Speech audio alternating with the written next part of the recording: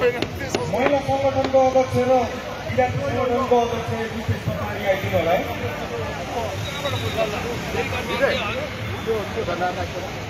दाइ नमस्कार है।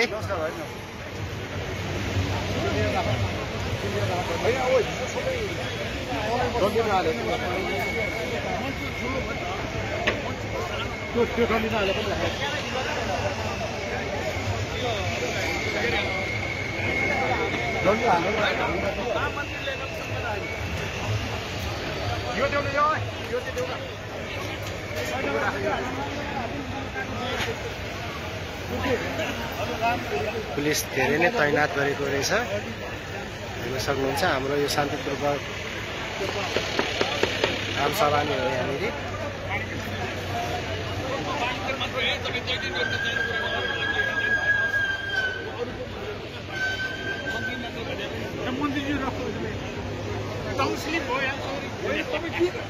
भयो अब हुनेवाला पानी चाहिँ भने भयो।